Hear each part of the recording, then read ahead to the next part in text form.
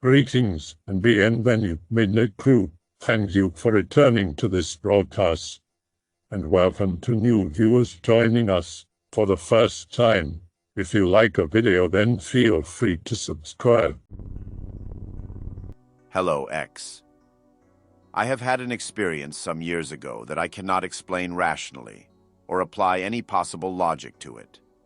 Don't get your hopes up because it's nothing downright terrifying or spooky. I have not directly seen or witnessed anything. It's just the evidence left behind that boggles my mind. And let me start off by saying that I like to consider myself a rational person. I do not believe in the paranormal. I have always been the voice of reason in my family, and have attempted to inspect, investigate, or attribute logic to anything I could not understand at first glance. That being said, with the experience I'm about to talk about, there is just no way I can make head or tails out of it, and I'd have likely called it fake if I hadn't experienced it myself. You see, my father died in 2014 of a heart attack. At the time, I was just a few months away from my 18th birthday. I'm not going to disclose what country I live in, but I will say it's somewhere in Europe. My mother and sister both left the country in around 2011, so at the time it was just me and my father living together. I was out late with some friends, and when I returned home at 11 p.m., I checked on my father to tell him I was home, and he just stared at me, then at the ceiling, said his last words, which were, "What have you done to me?" and died of a heart attack. I had no idea it was a heart attack, and I think I might have been able to save him if I acted a little faster, but I had no idea what was going on, and wasted 3 or 4 minutes trying to shake him before I finally noticed he wasn't breathing anymore, and called an ambulance. The ambulance took 20 minutes to get here, and when the paramedics saw him, they immediately realized he was long gone, but tried to resurrect him anyways to no avail. I will never know what he meant with his last words, which were addressed towards me, but they don't bother me too much, as I assume he might have felt the pain of the heart attack, and as he suddenly woke up and saw me, he might have assumed I hit or stabbed him, instead of realizing he was having a heart attack. Nevertheless, after his death, I inherited the apartment. Since my sister is only my half-sister and has never been officially adopted by my father, and my mother gave up any claims to the house, I've continued living here alone since his death, and I am still inside the same house to this day. Okay, prelude is over. Now on to the actual unexplainable event. Fast forward a year after his death, in August of 2015. My mother and sister visit me in August almost every year for a few weeks. I do not remember the exact day, but I know it must have been somewhere between 10 and 20th of August. I woke up early as I had decided to meet up with a friend that day. My mother and sister both had plans to leave pretty early too. Now, before I continue, I need to mention that I have a cat, and I live on the 3rd floor inside a 10-story apartment building in a metropolitan capital city, which means there are always people and cars passing by the building on the main street outside. There are no trees or anything near the windows of my apartment, and there's no way to enter the apartment without using the entrance door. Not unless you're a firefighter, and I own this apartment entirely. I do not have to pay rent to anyone, and so no one has keys to enter here except me and my mother. Because I can't trust my cat to not jump out the window, I made sure my mother and sister were always aware to keep the windows closed, or close the door if they're going to open a window in a room while the cat is roaming the house. During that day in August of 2015, I talked with my mother, told her I was leaving, and asked her to make sure there are no windows open in the house if she and my sister are going to leave as well. I left first at around 10 a.m., and according to my mother and sister, they left 2 hours later at 12 p.m. I met with my friend, hung out, and then at around 1 p.m., I started returning home.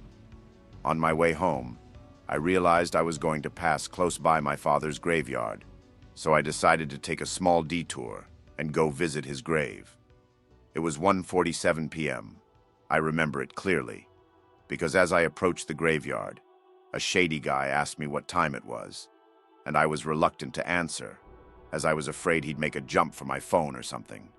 But I told him anyways, and so the exact time I arrived at the graveyard became engraved in my mind.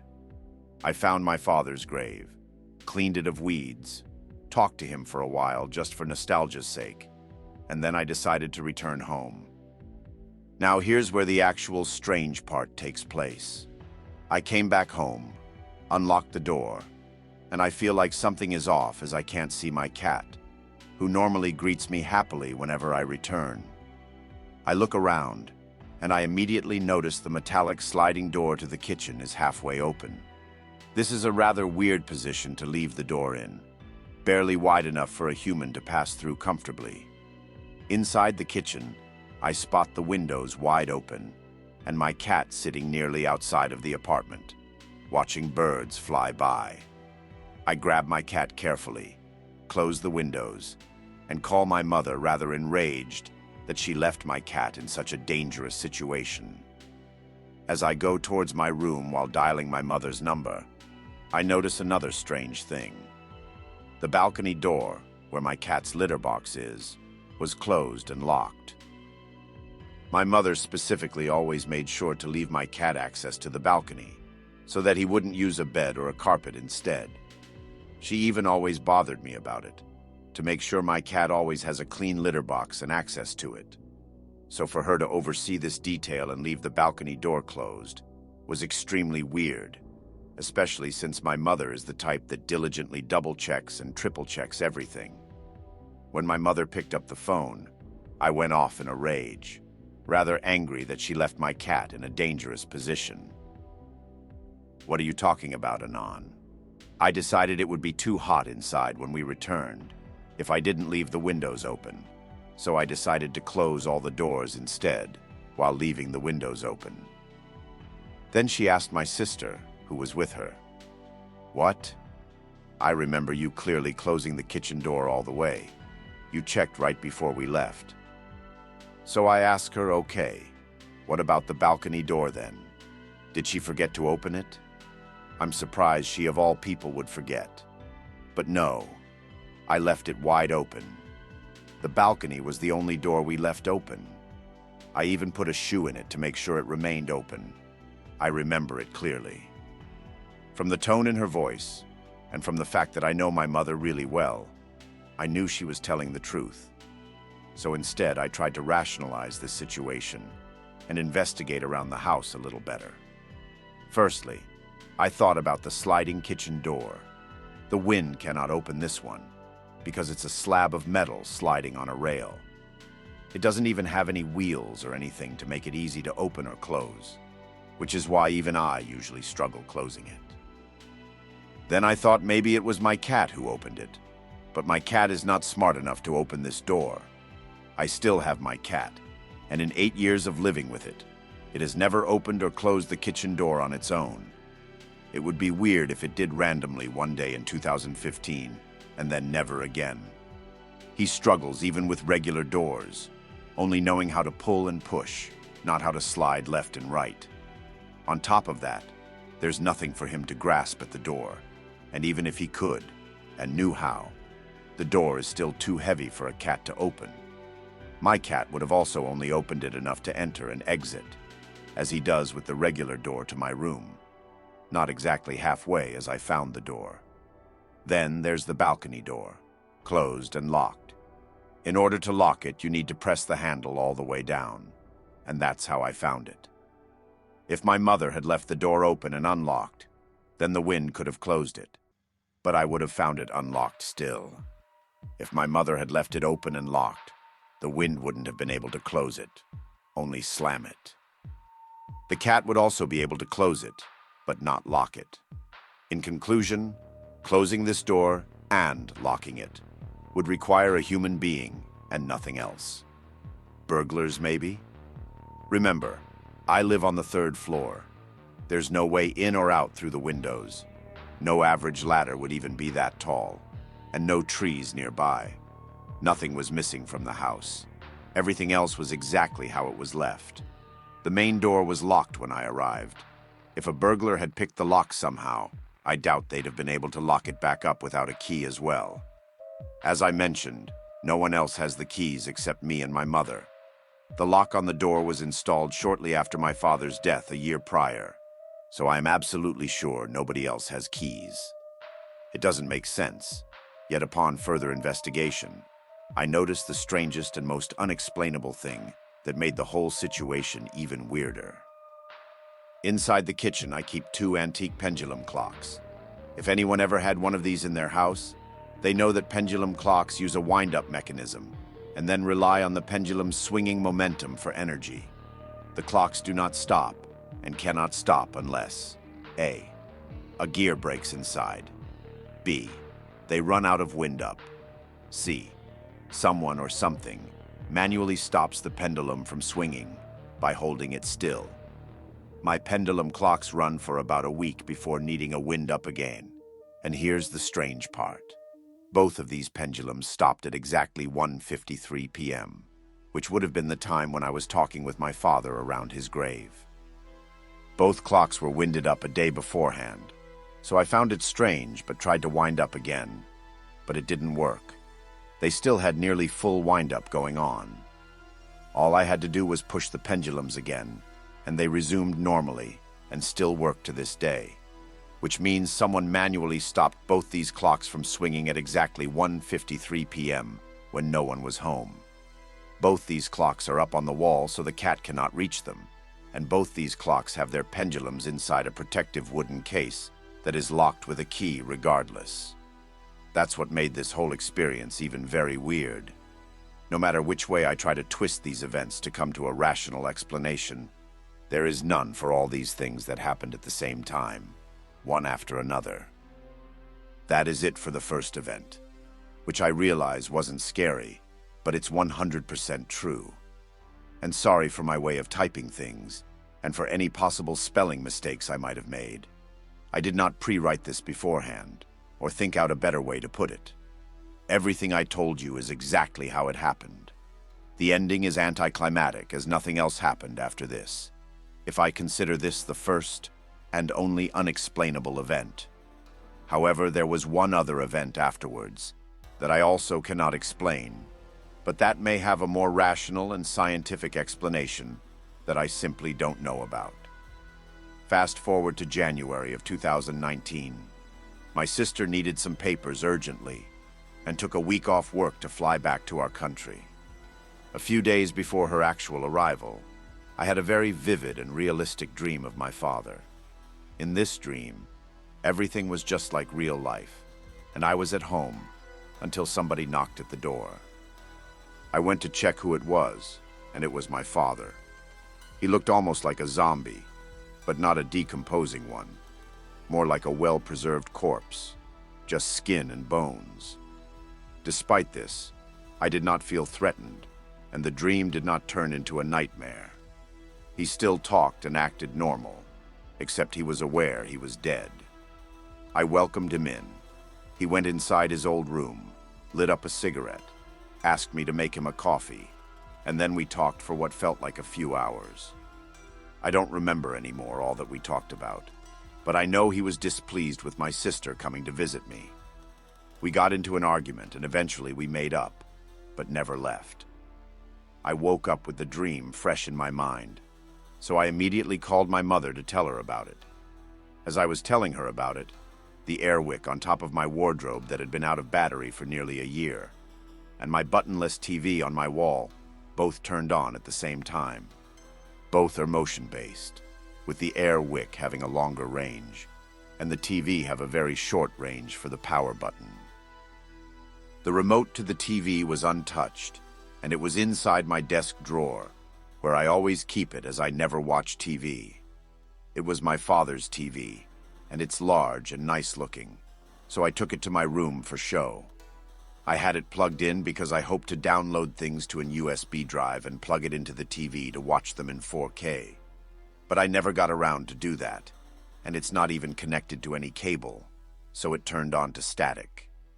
The timing was impeccable as I was telling my mother about the dream argument, and it actually scared me to the point that I just screamed for a few seconds while on call, before I calmed down. I would have assumed maybe a power surge, but the air wick went off at the same identical time. The weird part was that I was literally staring at both of them while on the phone, so I got to see it right as it happened. The TV never turned on or off on its own ever again, or before after this, and that air wick never worked anymore after that, and I eventually threw it out. It hadn't worked for an entire year before that either, as its batteries had run out, and I never bothered to change them, and just left it there. I don't want to say this was 100% paranormal, despite the odd timing. It could be just a coincidence, and the two devices might have turned on because of a strong magnetic pulse, triggering their sensors or something. I don't know. I still don't believe in the paranormal or ghosts, but I'd like to ask X what you guys think about this. Even if no one reads or answers to this, I don't care. It's good to be able to type it somewhere. Also, none of the pics are mine, but on topic to what I'm talking about. So I'm not a usual X browser, but do like to stop by periodically if I'm in the mood for some spooks. But tonight, I just had my first possibly paranormal strange event and thought I'd share. Feel free to debunk mine if you want, or post some of your own. Also, I'm kind of trash at Greentext, but I'll do my best. Quick geography. I live in Western Ontario, about a half-an-hour drive from the Great Lakes, on the edge of a small farm town with barely 100 people living in it. I went for a drive to pick up some snacks, and my dog wanted to come along. We got our snacks and got my pup, Nova, Border Collie, some dog treat they had at the counter as well. When we were nearly home, Nova seemed kind of on edge, which isn't much like her. Get home and let Nova out of the back seat, and she books it to the side of the house. I hear her rummaging in the brush, separating our yard from the neighbor's yard. I called for her, and usually her recall is on point, but this time it took about 3 times before she came back. No big deal. I opened the front door, and she was about to walk in before I heard someone shout, "Nova!" in the same tone as I was previously. I know it sounds cliché, but I swear it sounded like someone recorded my voice and played it back or something. I looked down at Nova, and her ears were pointed up, and she was staring back at the neighbor's brush again. After about a minute of both of us just staring at the brush, we headed inside. I quickly forget about it after a couple of minutes and give Nova her treat and start watching some animal shows on Netflix. As I'm watching the show, there was a knock on the window facing my front porch behind the couch I was sitting on. I looked back, and due to it being pitch black outside, all I saw was something quickly moving out of sight. Didn't get a good look at it, but it seemed about 6 feet or so, but couldn't make out any features. Nova started whining and leading me to the back door right after it happened, similar to when she needs to go pee but more frantic. I let her out and sat on a chair while she ran all around our backyard, sniffing along the entire fence line. We went back a couple of minutes later, and nothing has happened since. That was about 2 hours ago now, and nothing else has happened since. Also, I don't think it was any of my neighbors screwing with me, since most of them are in their late 40s or 50s and don't really do much other than getting drunk and fall asleep at 8 p.m. And my dog has been relaxing since and just sleeping on the couch next to the window previously mentioned. Unexplainable sudden darkness. Hello, X. I had a weird experience several years ago and was wondering if anyone had any explanations or similar experiences. Be me, teenager. Friend and I are going to his family's cabin in the woods to do some drinking and shooting. It's around 4 or 5 and it's still daylight outside. We get there and unload our things, takes maybe 5 minutes. Walk back outside and it's pitch black. There's no moon and no stars, no light of any kind. It's so dark we can't even see my friend's car, which is maybe 10 feet away from where we're standing. We're also both stone cold sober. We both freak out and decide to go home. Keep hearing things in the woods. Honestly, may just be animals chilling, but we were flipping our shit and we can't see 2 feet in front of us. We autistically shoot into the woods while we make our way to the car. We get to the car and haul ass home. On the drive home, we didn't see a single car until we entered town. We get to his house and do the drinking there instead. Nothing else weird happened that night. and neither of us has experienced anything similar since. All right, I'll bite and share the experience that sparked my belief in paranormal entities. One evening, I was out drinking with a few buddies of mine on a large 1900s fortress, which sits on top of a large hill with a good 20 kilometers view. Perfect place to hang out with some beers. The fortress itself was mostly a complex of deep tunnels and some pillboxes and kill zones carved into the rocky hill, and had seen a few deaths in World War II. I'm from Norway. At least one Norwegian soldier died there, and an unknown number of Germans. But the Jannies who gave me a school tour many years before the beer night all told our class the place was massively haunted, which we all thought was a joke at first. Fast forward to 2020, it's beer evening. I wander off 10 meters into one of the tunnels leading to a nearby pillbox. My friends are roughly 50 meters away chatting as I look at the inside of the empty bunker. Suddenly, I hear 6 very loud footsteps coming from the tunnel I came from, which were perfectly synchronized and sounded like a person in heavy boots marching right behind my back, with the echo and all. I thought a friend was playing a prank on me, so I went out of the tunnel to see them standing where they were. I asked them about it, and they looked at me like a dumbass and assumed I was joking myself. I went back into the tunnel and tried to replicate the noise, and had to stomp the ground really hard to achieve a similar effect. Crazy shit, which still freaks me out today. Not that extreme, I guess. Be me, 11 years old. Summer. Visit grandparents in Oregon. Go on a hunting and camping trip with dad and granddad. In a woods.mp4. Typical camping trip for the first 2 days. On third day, while walking looking for animals, get feeling of being watched. That night we did the usual. Build fire, grill sausages on fire, eat and chat for a bit. I still feel like I'm being watched, but don't mention it. After some time we decided to go to bed. We have 2 tents, one with me and dad, and one with grandpa.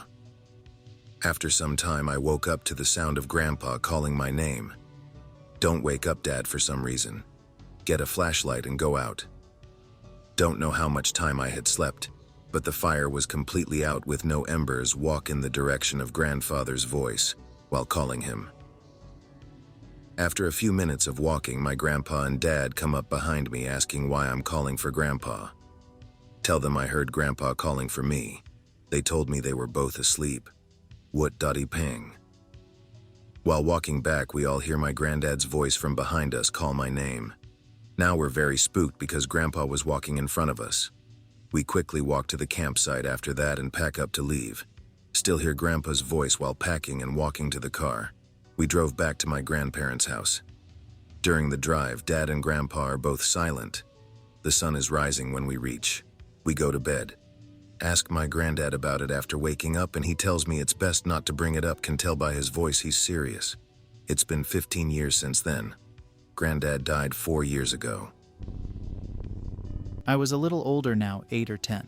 Mom and Dad's room again. But in the morning, I recently woke up and was just lying there contently. The blinds were open bright out with a blue tint. Sunshine for Washington is still overcast. Then I hear my name being called almost in a whisper, sounding like a person, but no one I ever heard before. Anon, Anon. Like it was trying to get my attention. First one got my attention, second got me really spooked. I responded, Mom? I knew it wasn't Mom, but who else would be calling my name this early when there wasn't school? I remember being a little terrified, if not a lot, in the bed. I forgot what I did after that. Was too scared to look at the room itself. I don't think Mom or Dad were at home either. I know I told my mom sometime because there was a time where Mom wanted or told me to go to Mom and Dad's room and I got scared and started crying. I told her all the spooks I had there and she told me her and Dad prayed there, and I think I made a big enough of a fuss. We all went back there and my dad led a prayer. That was comforting. My dad wasn't a good man, but sometimes he did good things. This was during the summer of middle school, 7th or 8th grade, 10 p.m. I believe. I was recently broken up and was very anxious. I couldn't sleep. My heart was broken. The roads were getting repaved, and there were these arrow-top delineator tubes near the sidewalk. So I decided to come out and abuse these things with a miter saw push stick I found. I had an obsession with this thing, used it like a tomahawk, whacking away with it, shooting the shit with my friend at the time. Let's call him Tanto because he always said he had Blackfoot tribe and Apache in him. Love that guy. I should have treated him better. I'm sorry. Doing our thing, being goobers, and then kitty corner across the street at the neighbor's house. There's a four-way stop. We hear muffled screaming, like if you had your mouth shut. We were frozen and quickly looked at each other, asking if we heard that and what the hell was it. I think we were talking about spooky stuff, like folklore and wendigos at the time. I was and still am obsessed with wendigos, skinwalkers, and the likes. We decided to quickly go back inside my house. He told me at some point that if you say Wendigo 3 times, that draws one to your presence, and soon one will appear. So I quickly said, Wendigo, Wendigo, Wendigo, as we run in almost jamming ourselves in the doorway like Shaggy and Scooby-Doo. We got in my room. Now that I'm old enough to want my own room, I closed the window and pulled the blinds before looking out it like there was gonna be something. Tanto was telling me Wendigos and other predators like big cats can mimic the sounds of wounded people to lure you. Now either is not the par for Arlington, but there are woods around, so shrug. Many deer come strolling through the streets. Maybe neighbors were freaks. I don't know. Nothing like that happened again. I hope that you enjoyed tonight's broadcast. If you enjoyed tonight's story, then please subscribe to the channel as more green texts will appear daily. A new broadcast will appear when the clock strikes midnight Central Time.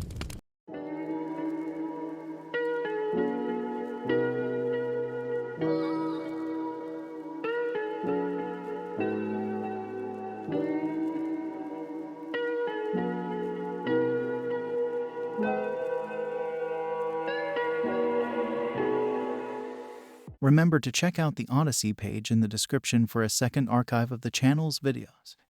There's also a Rumble archive as a backup.